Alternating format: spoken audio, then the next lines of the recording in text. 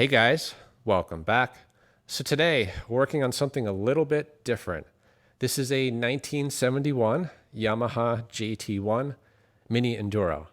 It is powered by a 60cc two-stroke rotary valve engine, and for its age, it looks to be in really good condition.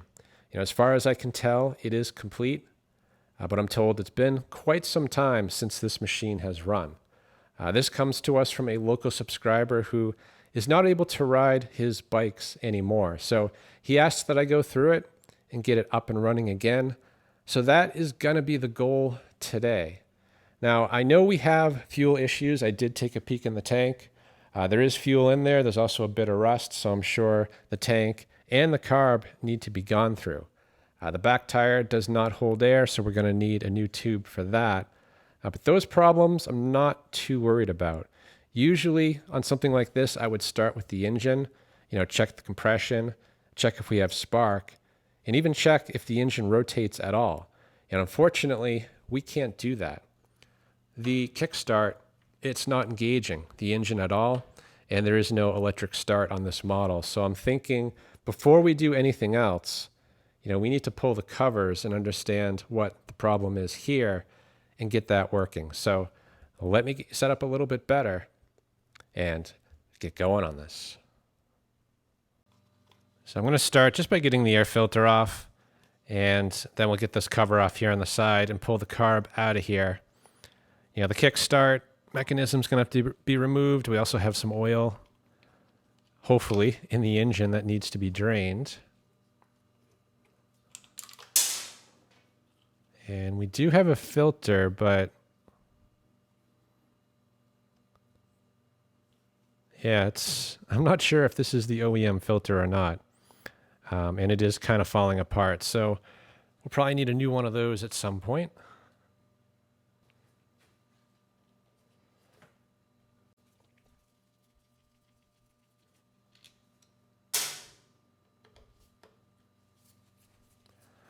Yeah, these screws are just barely snug on there, so that is a good thing. I was a little worried that they weren't going to come out easy.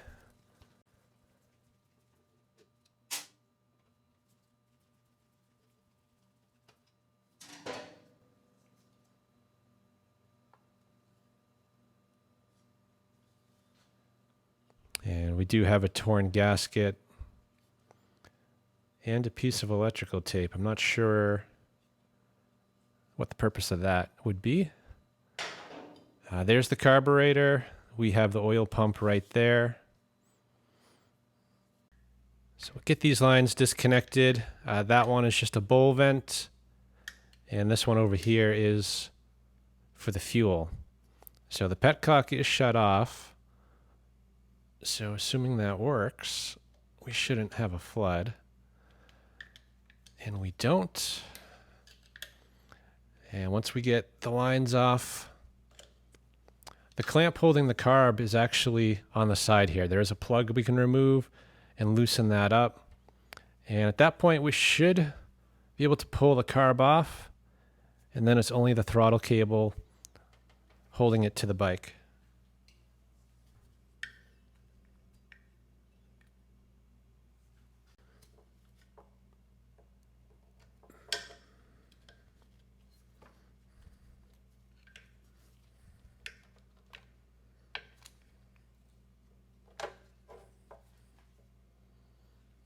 And I think we just need to pull this screw here on the top. That should free up the slide to come out.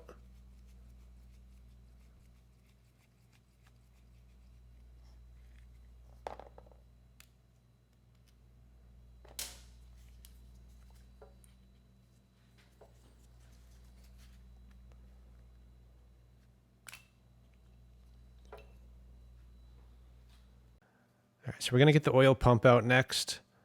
So, got the cable loose. And actually, I think we're going to have to back this fitting off all the way to get it out of here. Or we could just remove the bracket. But I think we'll do this instead.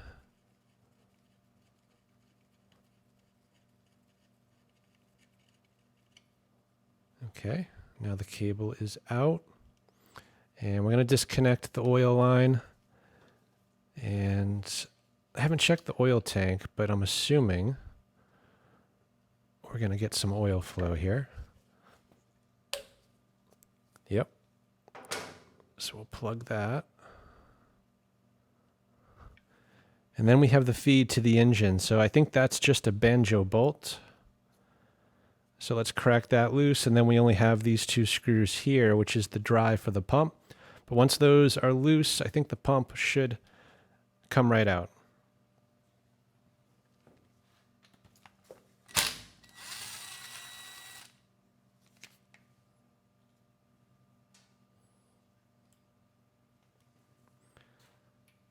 Okay, and let's see if these are going to play nice.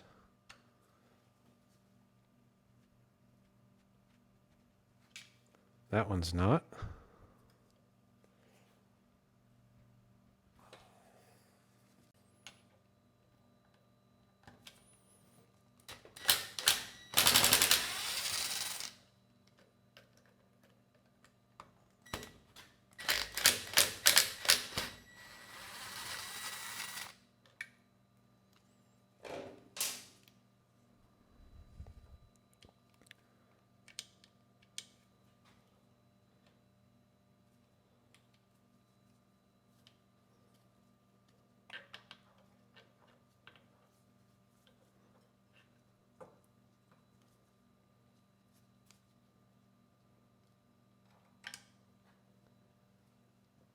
And these lines, they're rather petrified, so rather than trying to pull them through, I actually disconnected the oil line from the tank and the fuel line from the petcock. So there's just 4 JIS screws kind of holding this plate on.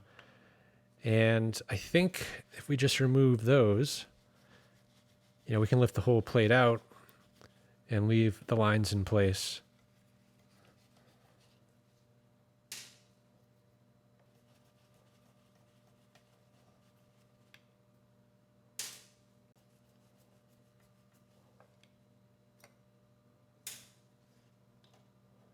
And actually, we're missing the bolt on the back side. And my plan might have backfired because the gasket is kind of stuck on here. Oh, there we go.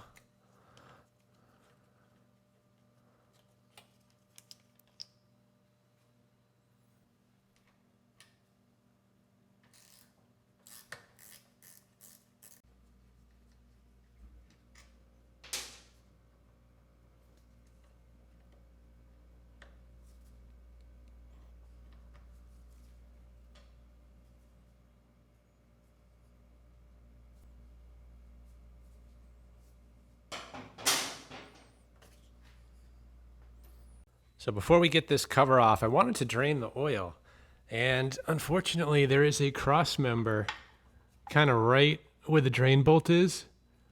I can kind of get on it, but not a straight shot. So I don't think that's a good idea. I'm just going to strip it out. So instead, we'll just use the siphon and get out what we can.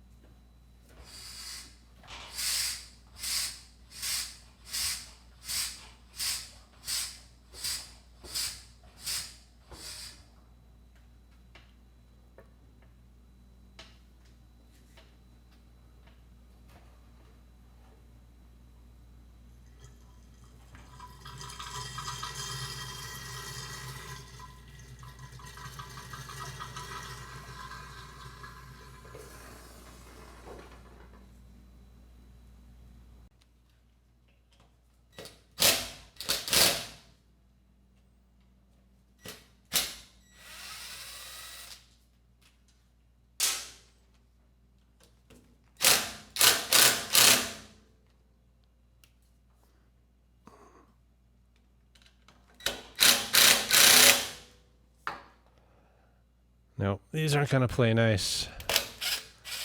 Okay, well, we get 2.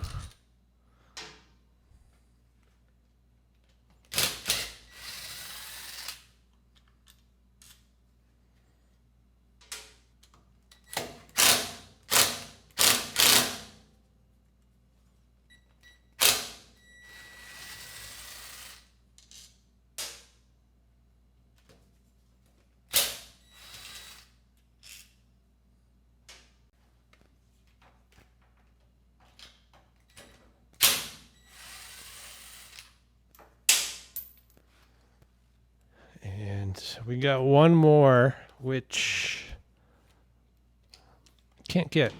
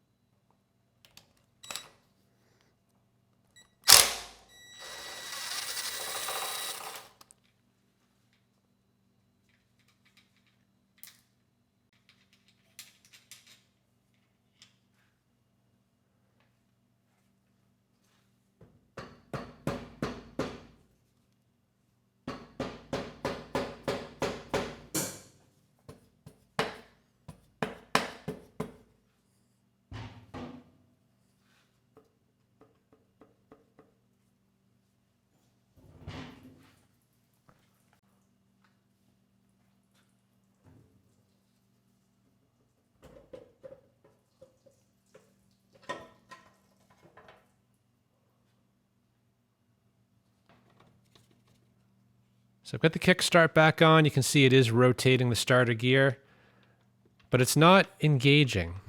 And my understanding of this is that it's like a Bendix. You see how that just moved? That's because I held it still. So if I hold it still, it comes out, and you know, we could turn the engine over. So the engine's not stuck, and it has compression. So the good news is the gear seems to be fine. We just need to figure out why the gear doesn't come out on its own. Whatever the problem is, I don't think it's kind of on the front side. It's likely on the back side. So we need to remove the starter mechanism, and to do that, might need to remove this gear, which means also pulling the clutch. But let's see if we can get it out without doing that.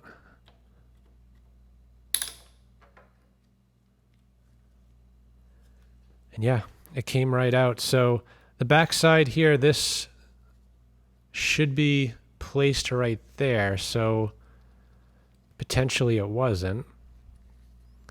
And if we do that,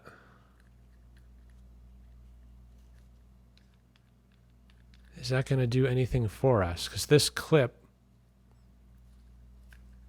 is pretty loose. Like I would think it would grab the gear. You know, so maybe we need to close that up and make it tighter. But let's try to get it back in, just being sure to get that in the slot. Huh. Easier said than done.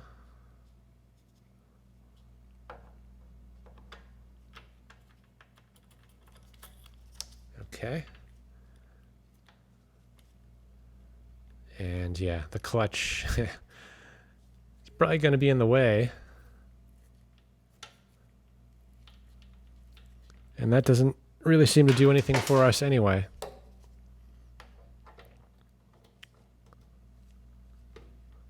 No, so there's something else going on here.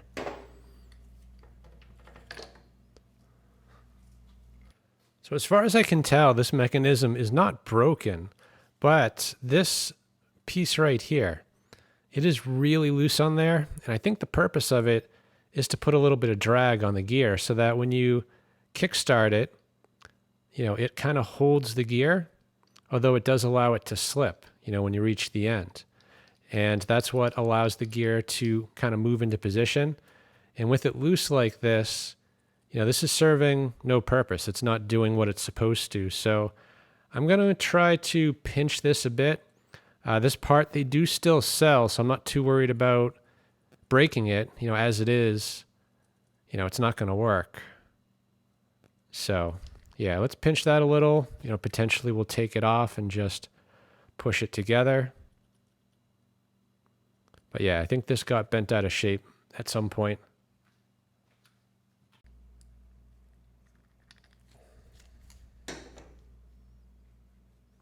Yeah, it's a little bit of drag now. I'm not sure if it's enough.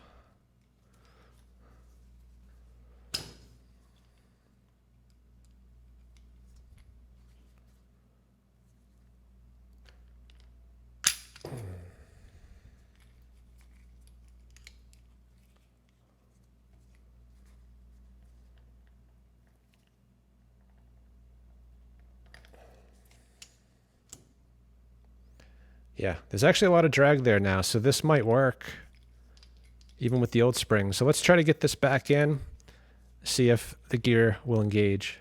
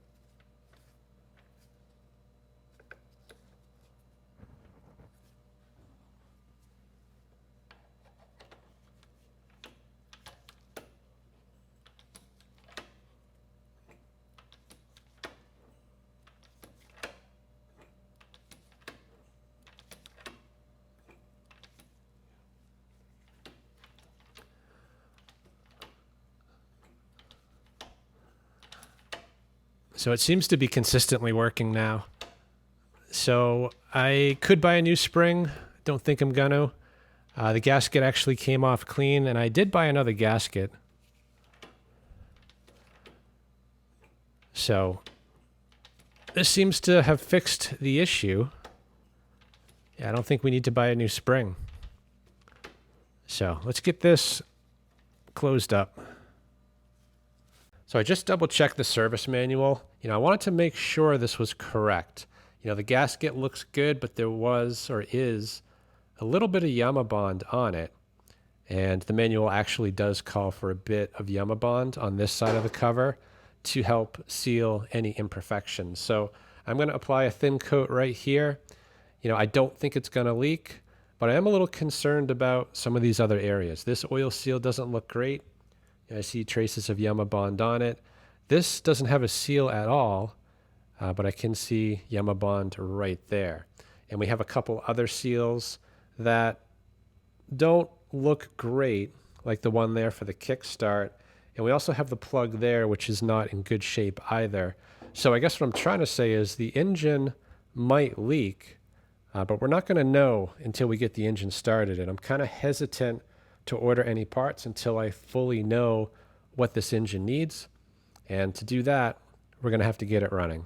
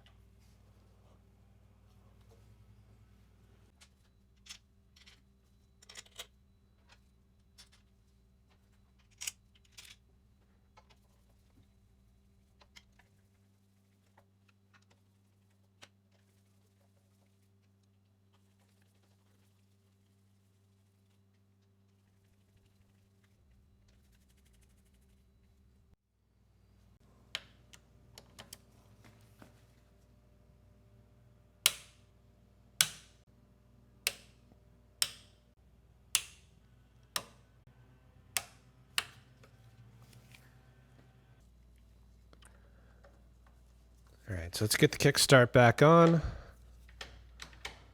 Starter gear still engages. So we'll snug this bolt down. And now that we can turn the engine over, let's check the compression and see if we have spark.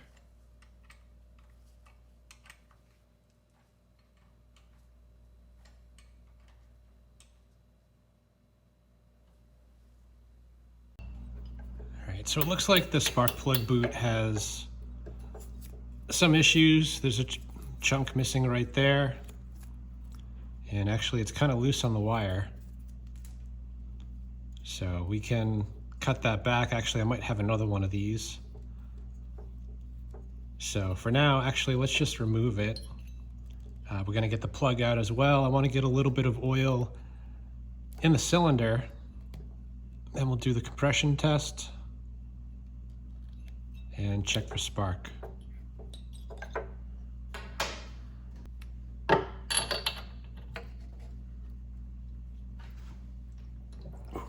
That is tight.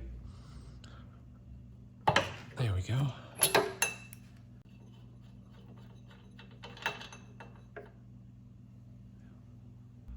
So for the plug, we have an NGK B7HS, and it looks to be new. I'm not sure the engine's actually run on it. So let's get a little bit of oil down there. I want to just turn the engine over a bit. You know, it's been some time, I'm sure, since this has run. And then we'll do the compression test.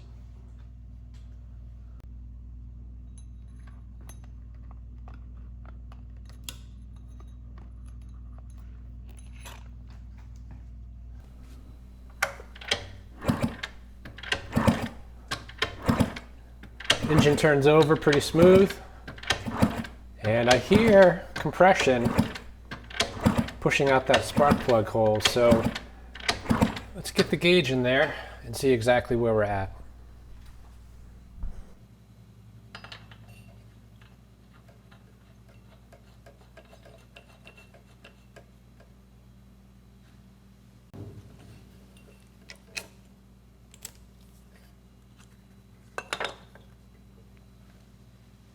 All right, I'm going to kick it over a few times. A bike like this should have about 120 PSI minimum to run halfway decent. You know, of course, the higher the better, and I'm hoping for closer to 150.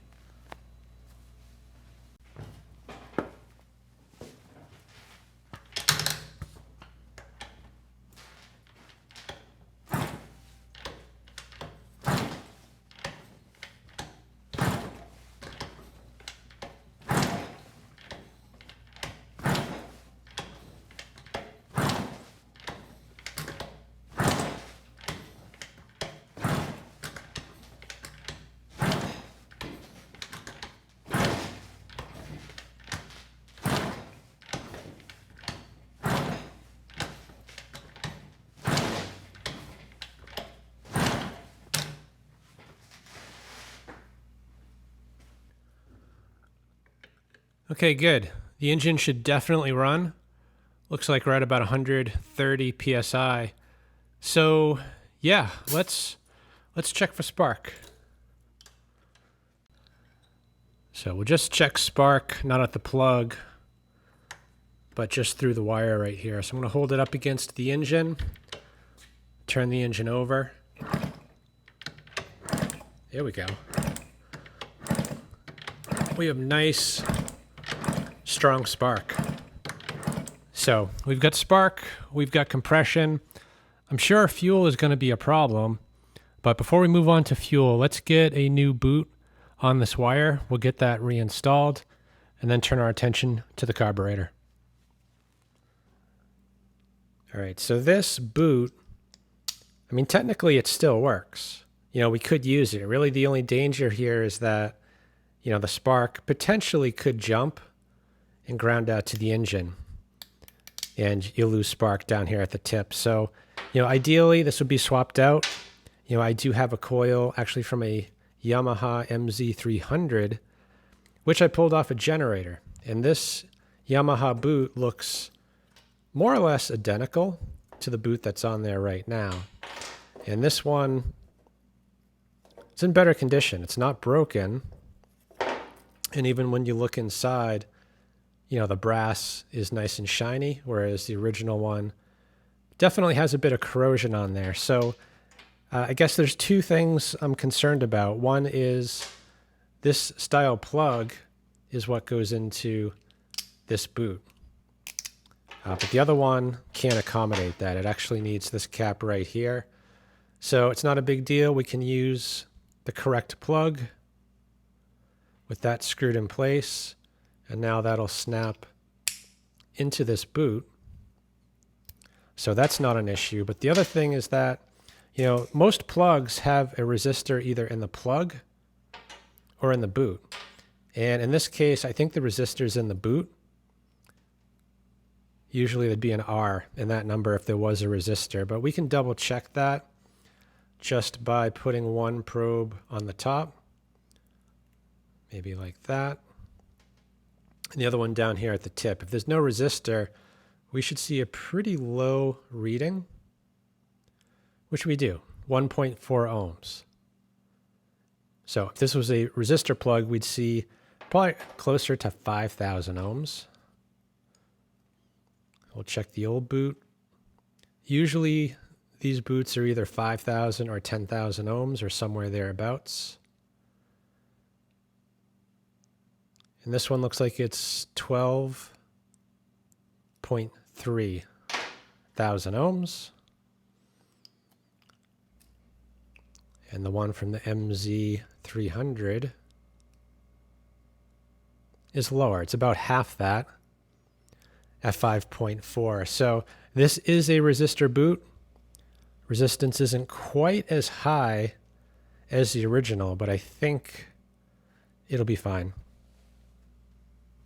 So I'm going to get this wire cut back a little bit to get some fresh wire exposed, but we also have some cracking going on here. So we're going to have to cut it back at least 1/4 inch, maybe a little more.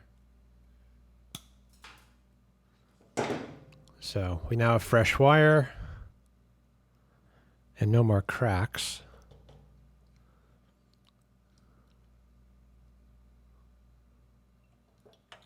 And we'll just slip this over the wire first. Maybe. It's a tight fit.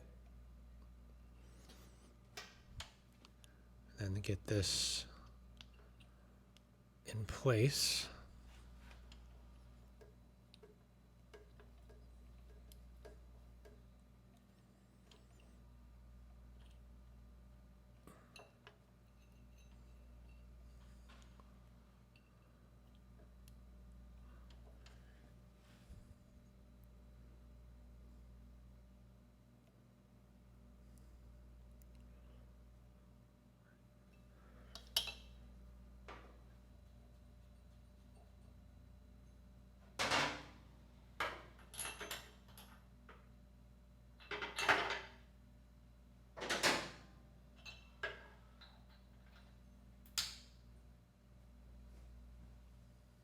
So the tank isn't terrible. You know, there is some rust on the cap, and that is a good indicator of kind of what you're going to find inside. And surprisingly, you know, there is some surface rust for sure, but there's also a lot of clean metal. And given the age of this tank, you know, that is actually pretty good. So, you know, there is fuel in there. You can actually just get a glimpse of it there on the side. It's old for sure. I wouldn't say it's been in there for decades, but it certainly has been in there longer than it should be. So I do want to get that out. So I'm thinking just remove the tank. There's 2 bolts, 1 on each side. And even before that, let's just test the fuel valve, see if it works. All right, let's see if this works. Can't tell which way reserve is. Well, this may not even have it, so I can't rotate it in the up position. Huh. Or the down position, but it looks like I can. Just wasn't pushing hard enough. So yeah, we do have flow. I wouldn't say it's great flow. And the color that's coming out, it looks like this has been pre-mixed. And yeah, it does not seem to turn the other way. So there is no reserve on this machine. There are a few chunks coming out, which is not a good sign. Yeah, and that's what's coming out of the tank. So that is very dark. Yeah, I'm thinking it was pre-mixed and maybe a lot of the gasoline just evaporated. So now we have probably a high percentage of oil left in that tank, which is probably a good thing. It helped preserve it. So yeah, let's get the tank off. We'll dump that out, rinse it out, and put some good fuel in there. So this is actually just a through bolt, and I already pulled the nut on the far side. So with that removed, yeah, this should lift right off.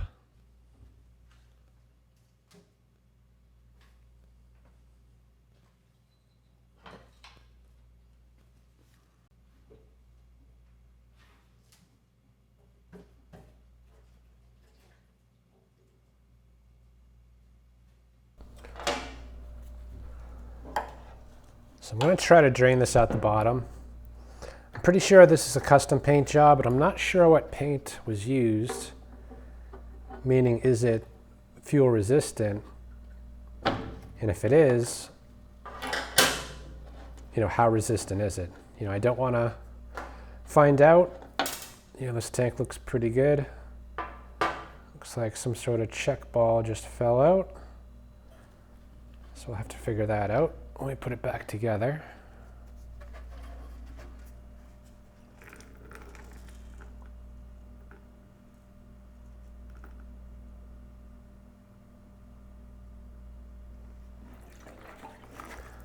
And we'll speed up the process a bit by taking this cap off. There we go.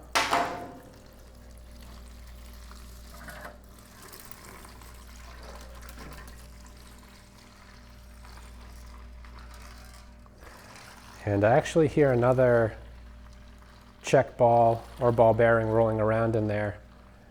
I'm not so sure it would go to this.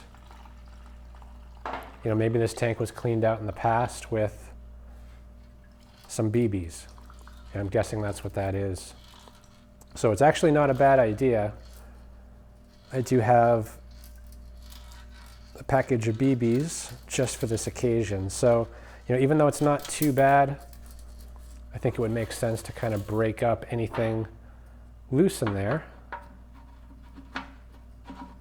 So we'll get some BBs in there. I also have some old fuel. Not quite bad fuel. Could still be mixed with good. But I think we'll use it to clean this tank. And now that the fuel is out, we can see right down to the bottom. So yeah, it's really not in bad shape at all. We could just run with it like it is, but yeah, we have the tank off, we have the BBs, so let's try to clean that up a little bit more.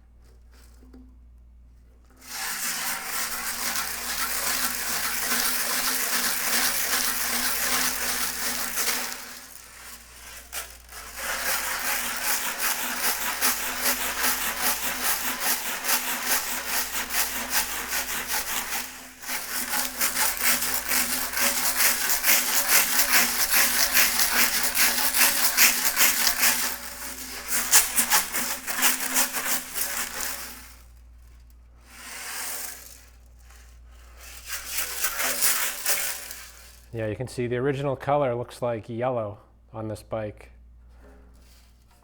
But the red, I think it looks better.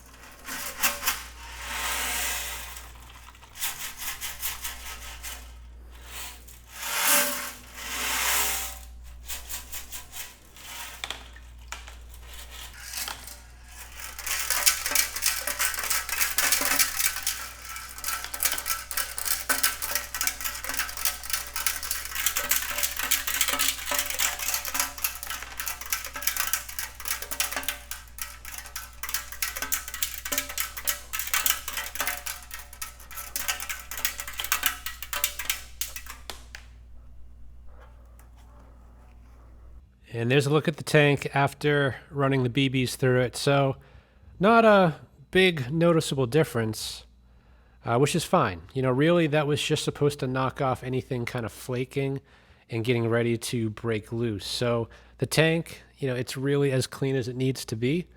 So let's take a look at the fuel valve and see if we can figure out what's going on with that. So when I was shaking this around with the BBs in the tank, there was fuel leaking from somewhere, and it may have been that I just didn't tighten this up enough. You know, I didn't really pay too much attention to it. Might have even just spun it on by hand. So I'm hoping that was it. You know, I guess the other possibility is the bowl was leaking, or maybe the valve itself might have been just leaking through there. I'm not even sure if I had this fully in the off position. So, you know, I think, you know, we're just going to clean out the sediment bowl. You know, get this back on the tank, put the tank on the bike, get some fuel in it, and see if it leaks. And yeah, actually, it is a little dirty in there, so we will clean that up. And the other thing I noticed as well is that there are two fuel feeds on here. So this does have a reserve setting. You know, the position we tested was on, but if we rotated it further to the R, that is the reserve setting. Of course, one of these should have a tube in it for the on position, and then when you run out of fuel, you switch it over to reserve, which is the lower of the two, but in this case, the tube is missing. So technically, they're both reserve.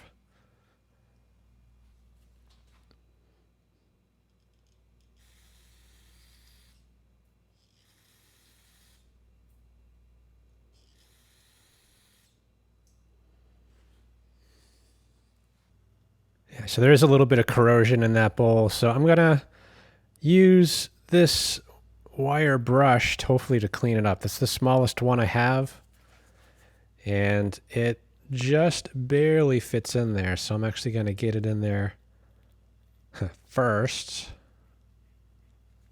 and then turn it on. What could go wrong?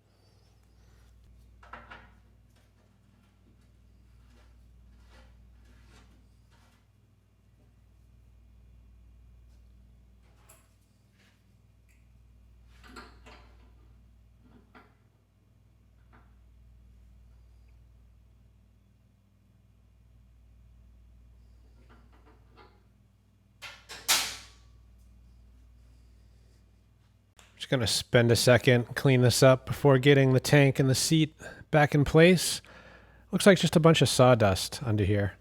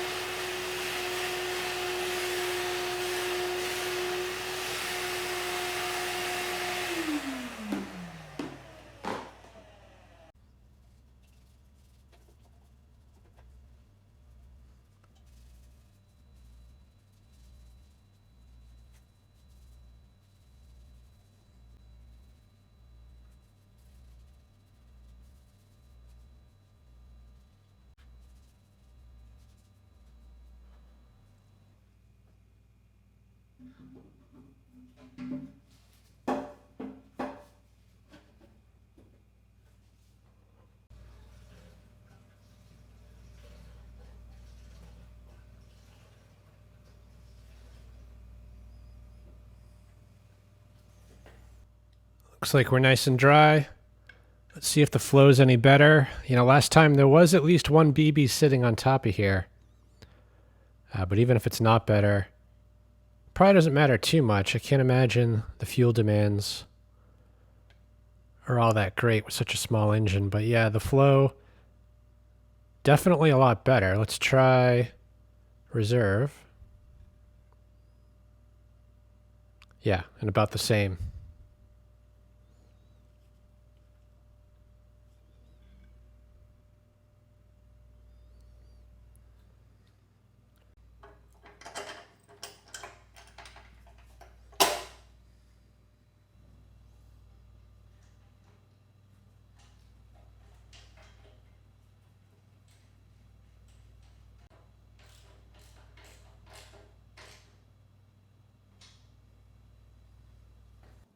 All right, so the last big obstacle here to hearing this engine run is the carburetor. So let's clean it up.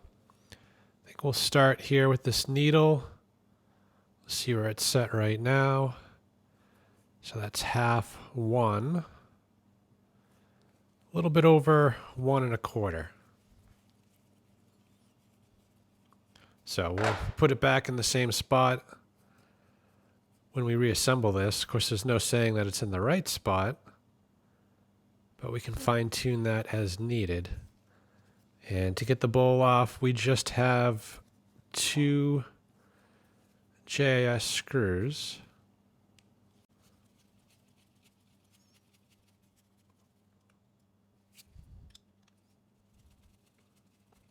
And I don't think it's going to be too bad in here. You know, I think we are going to see just a lot of oil and old fuel, but I hopefully don't see or won't see much in the way of corrosion.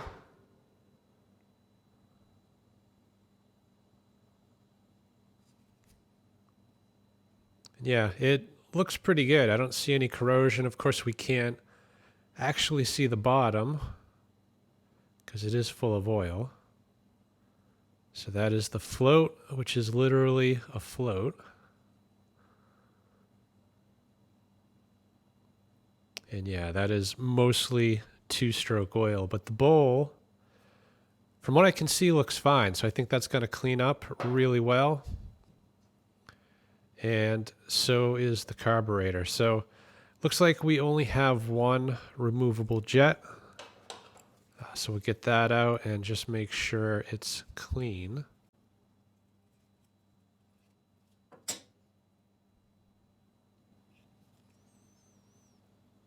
And yeah, besides the oil, this carb actually looks to be in pretty good shape.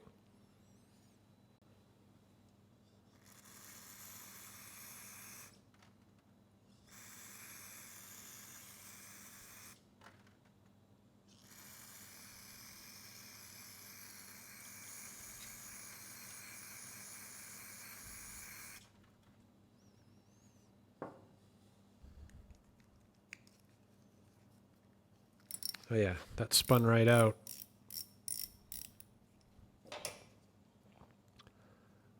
So this bike, I mean, for its age, everything has come apart pretty easily. I'm sure I just jinxed myself, but that's the needle. Looks to be in good shape.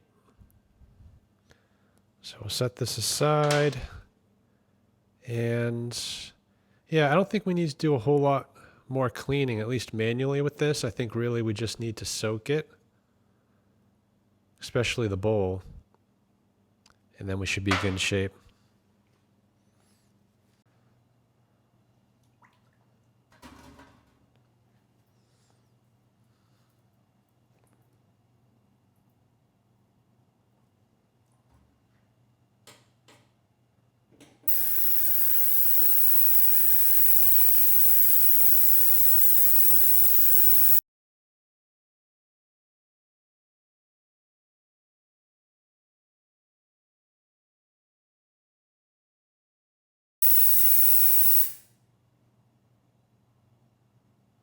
All right, so the carb cleaned up pretty well. Yeah, I think it is going to run the engine decent. At least that's my hope. So let's get, I think, the needle and seat in first. You know, these two parts I did not put through the ultrasonic. Didn't want to cause any damage to them. And, you know, it probably could have gone through. Most needle and seats, you know, either the needle or the seat are made of rubber, but this one looks to be metal on metal. So likely it would have been fine.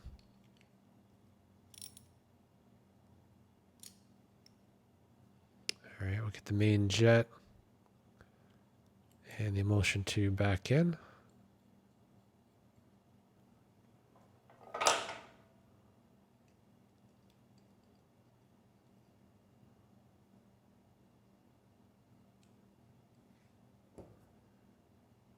And the float, that's going to go in the bowl. Don't think it matters too much which way is up. And we can get the bowl resecured.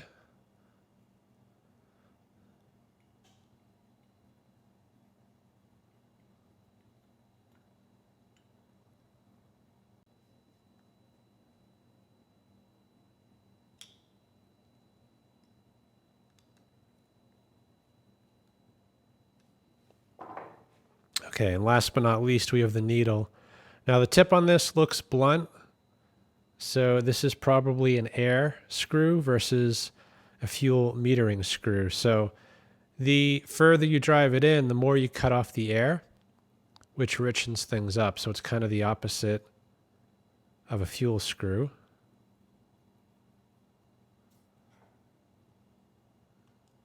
So we'll lightly bottom it out.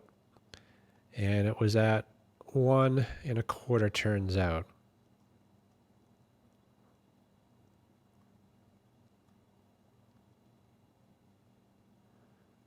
All right, half 1, 1 1/4. So before we get the carb back on, we do need to get the oil pump back in place. And technically,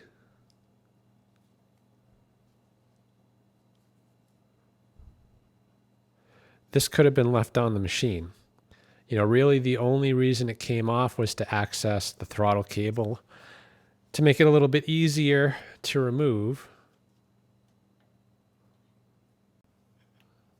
So we get the pump in place, tighten everything down, and then move on to that carb.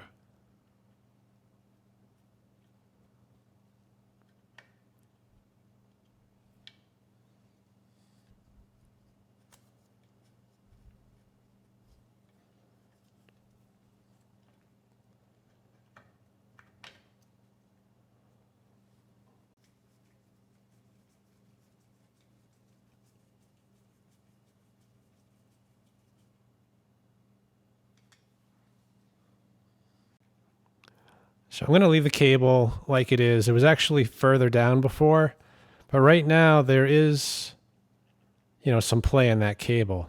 And what you want to see, so when you give it throttle, you know, it rotates this oil pump assembly and it lets more oil in. So if I adjust it all the way down like it was, there's going to be a little bit of time, I guess, between when you crack the throttle and when it actually starts opening up that oil pump. So there might be an adjustment procedure on this. I will double check it. But I'd rather have too much oil than not enough. And actually, we're going to have plenty because I did put 2-stroke fuel as well in the tank.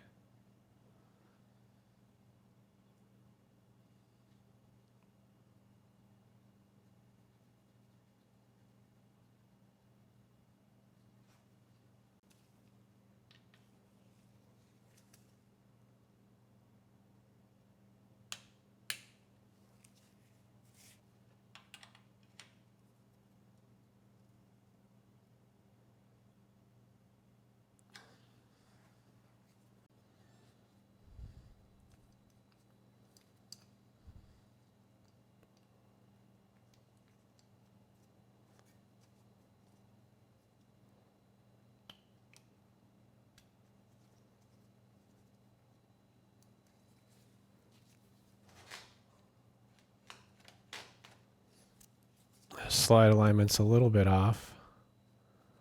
There we go.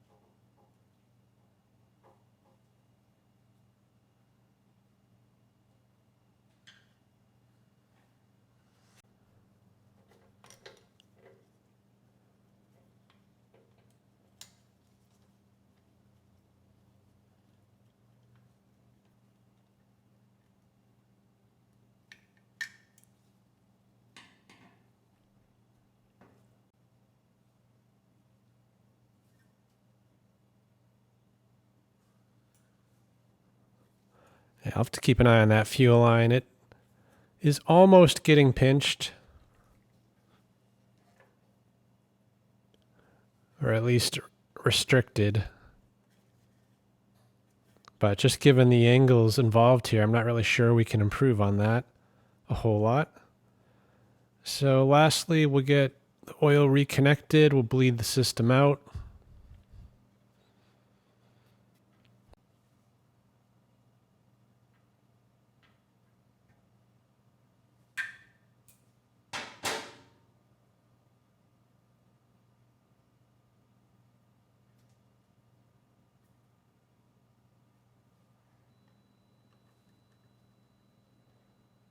Ooh, that is in there. Don't think that's been out in a while. Let's try the impact.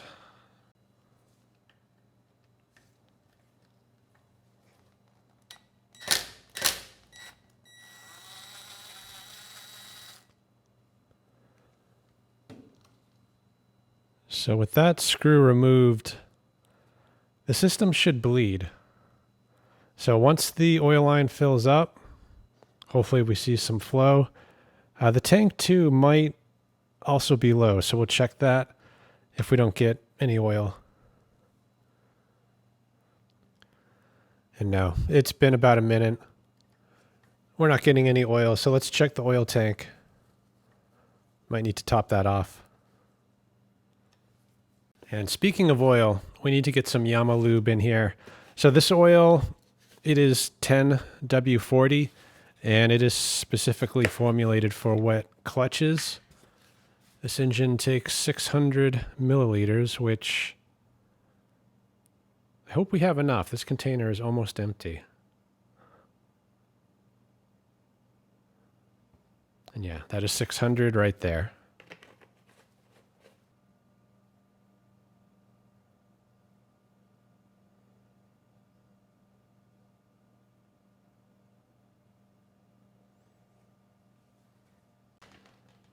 So far, so good. We don't seem to have any leaks. And the oil, yeah, it's filled right up to the full mark.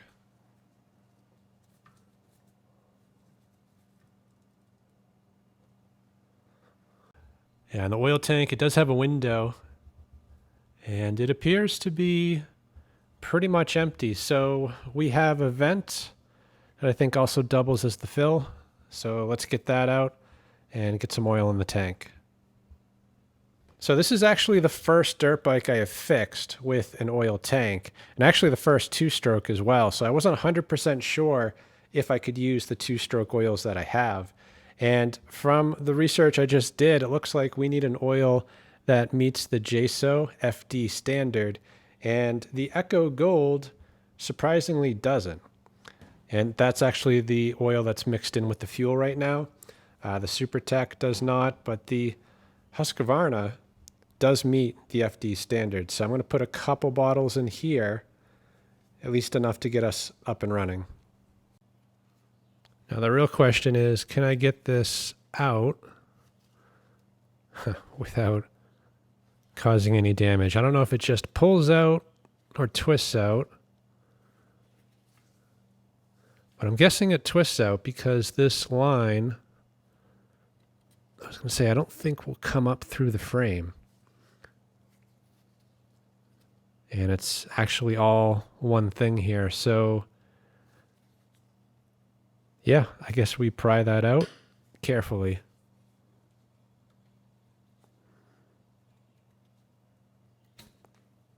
Okay, good.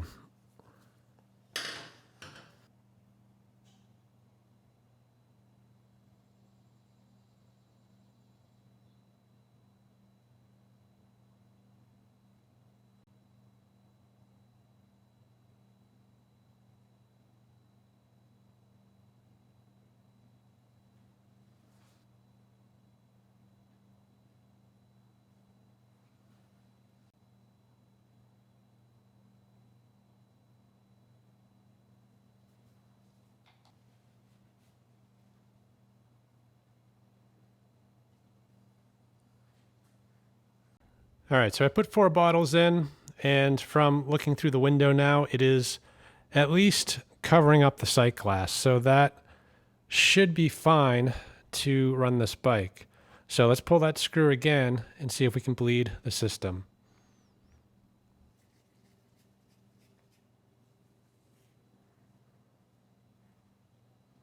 Yep, there we go. So it's a little bit of the old oil getting pushed through, but now we know the line is not blocked and that we have oil making it to the pump. So we're just about ready. Yeah, I reconnected the fuel line. This top line right here is pretty soft and almost gooey. So I think I'm going to replace that as well as the fuel filter. Also, this line down here, it is cracked and probably not forming a very good seal. So we'll cut that back a bit, get a new filter and line up here on the top, and I think we'll be ready to give this thing a start. So I'll get this line off first and detach the filter, maybe. This bottom line, although I don't think it's in danger of being a problem, it is very petrified. So if the line doesn't flex, you can't actually get like a filter in or out. And this one's not budging, so we might need to replace the bottom line as well. So, well, let's cut it back anyway. And we'll try to fit a new filter on there. But I can tell you already, it's not going to go unless you apply heat to make this flexible again. And given that it's a fuel line with lots of fuel vapor, yeah, that's not a good idea. So yeah, that line has no give to it. So I think we need to replace it. The question is, can we fish it out? Or actually, maybe we'll just cut it out.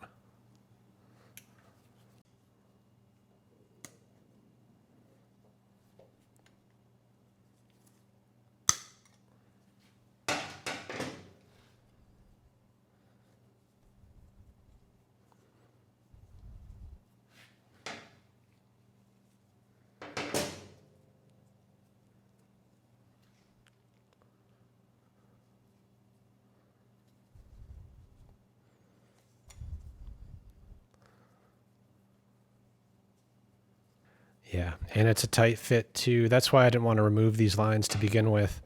This gasket forms a seal around these lines. And you want to have a good seal because the air filter is where you want the air to go through, not kind of these crevices here.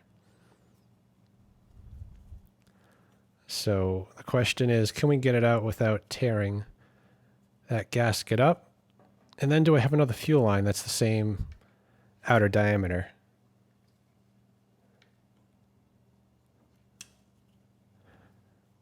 Doubtful.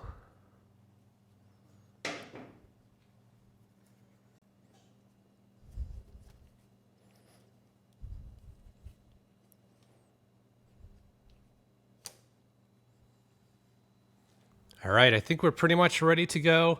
I jumped ahead a bit on this fuel line. It was a bit of a struggle. I couldn't make the bend without the line kinking, so I ended up adding this 90-degree fitting, and now we're finally plumbed into the carburetor. So I'm going to leave the cover off as well as the air box. I found out the initial setting on this should actually be 1.5 turns out, and right now we're at 1.25, so likely it's going to run a little bit rich, and we might need to tweak that a bit. So let's give it a few kicks and see if this thing starts. So we'll turn the fuel valve on. Gonna leave the choke off. We'll give it a couple kicks with it off. We are in neutral. So we'll set the ignition, I think, to the run position. And let's see what we get.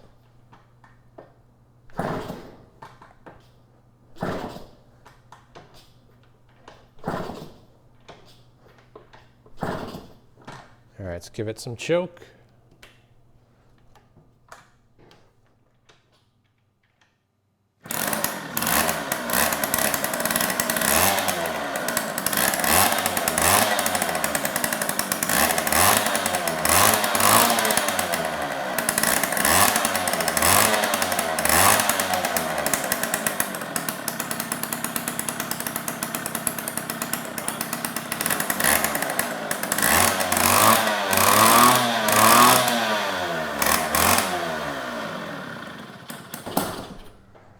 All right, not too bad. I think I spoke too soon though, because it just stalled out, but it does run.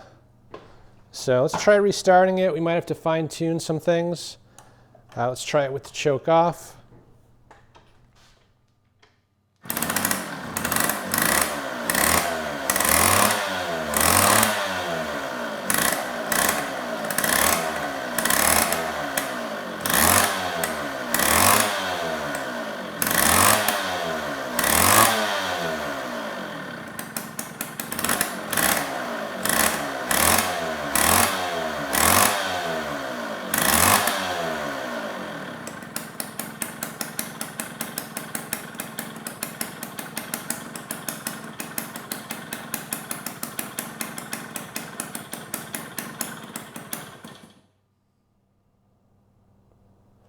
All right, so now we're backed out a little bit more on the air screw. We're at 1.5 turns out, and the choke is off. And I tried bringing the idle up, but it didn't seem to respond.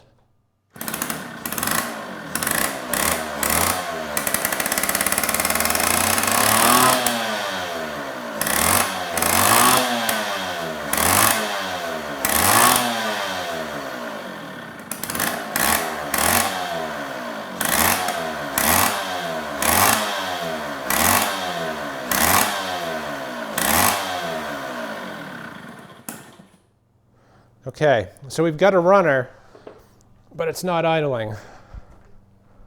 So I'm going to take a closer look at this idle adjustment. I've turned it in quite a bit. It doesn't seem to make a whole lot of difference. But maybe it was backed out a bit too, so we'll try adjusting it a little more. Nope.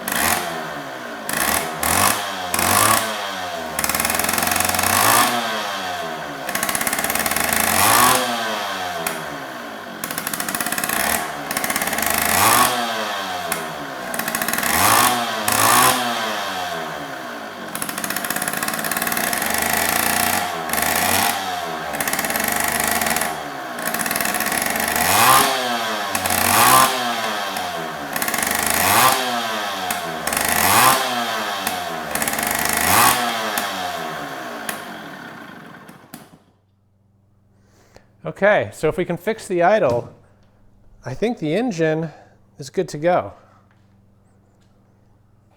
Well, it looks like it was user error on my part. I was turning this clockwise thinking that would raise the slide, but it actually lowers it. If I turn it counterclockwise, then I think you can see the slide comes up. So yeah, let's try this again.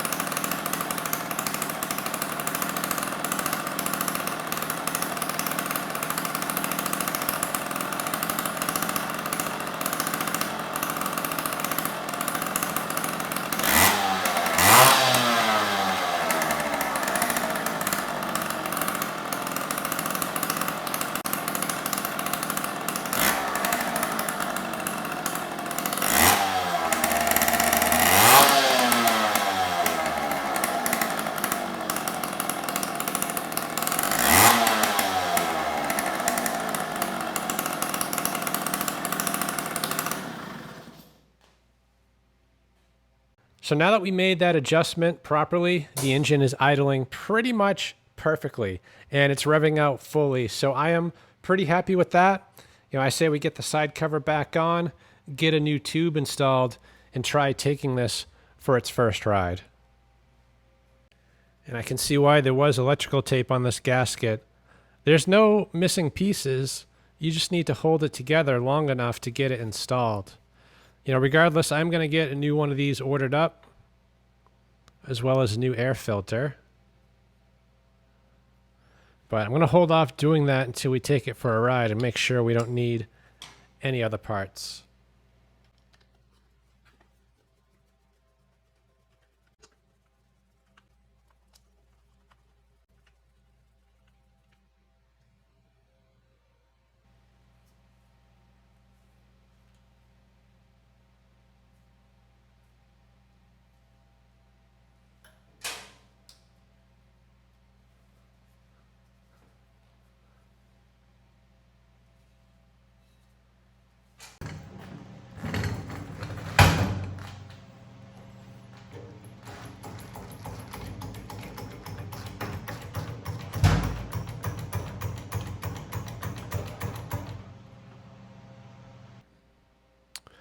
Looks like the master link is on backwards.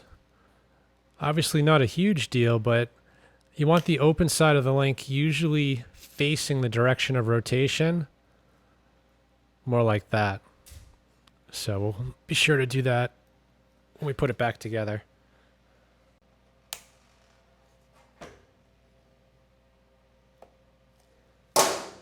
Doesn't want to come off.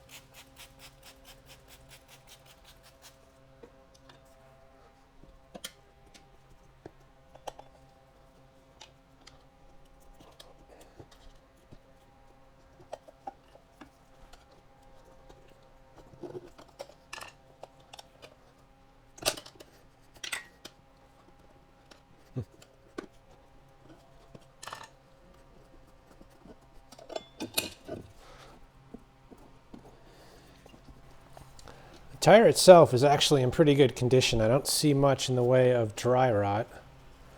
So it's really just the tube, and it was actually the valve stem that looked like it ripped out of the tube, because when I tried to fill it, all I heard was the air escaping in that area, and the valve stem actually, you can just twist it 360 degrees and keep spinning it, and it never stops.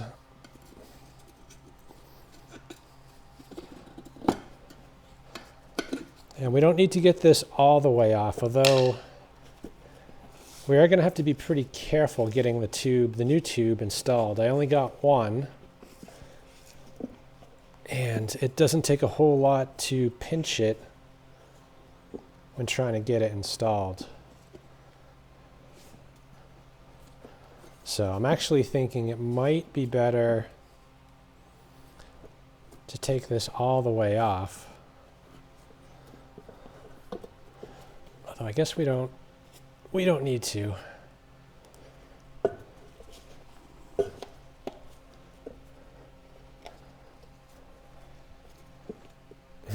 But I think it'll be easier.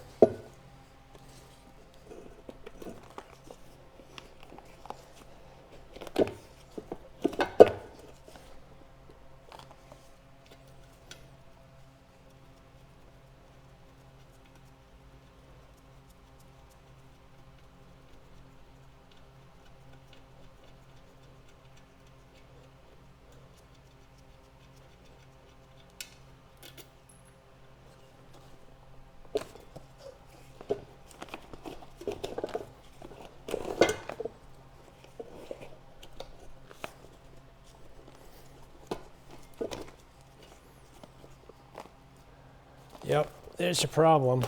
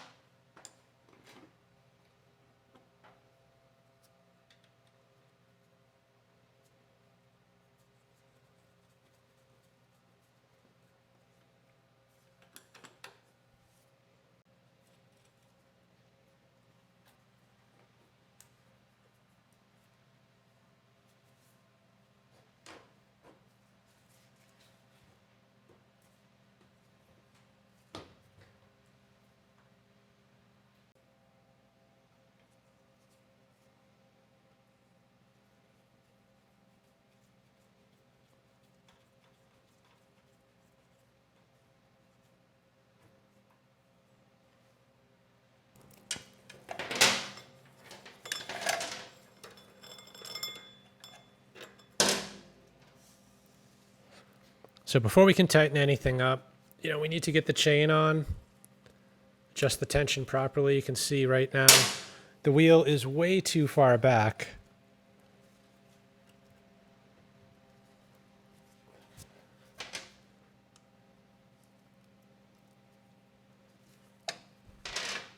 We need just a bit more.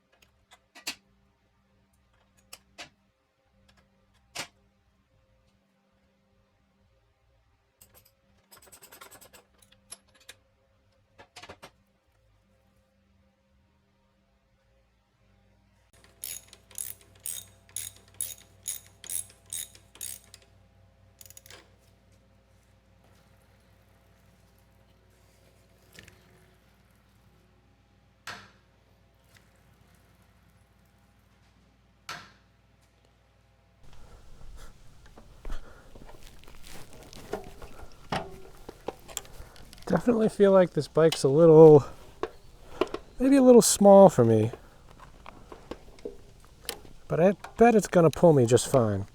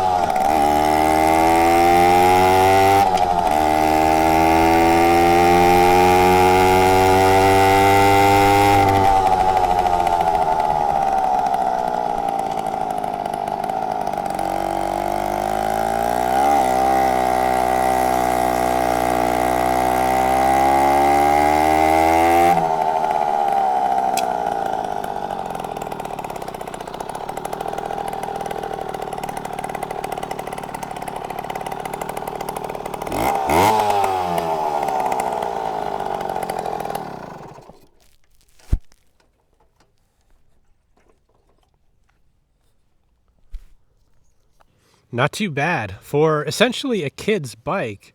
And by kid, I mean little kid. I had my 11-year-old daughter sit on this, and she actually seemed a little bit too big for such a machine. That said, though, even though I am a full-grown adult, this is a very fun machine to ride. It is essentially a full-blown motorcycle. You have front and back brakes, front and back suspension, and a 4-speed transmission.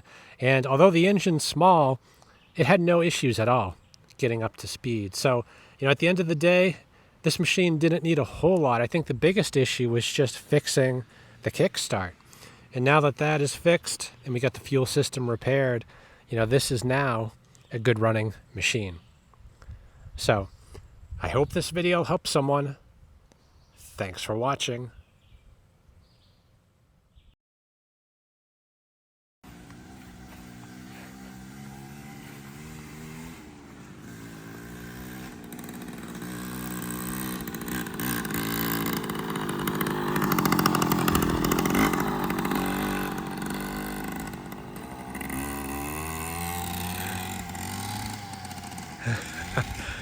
Getting used to the shifting pattern. It is backwards from kind of the norm.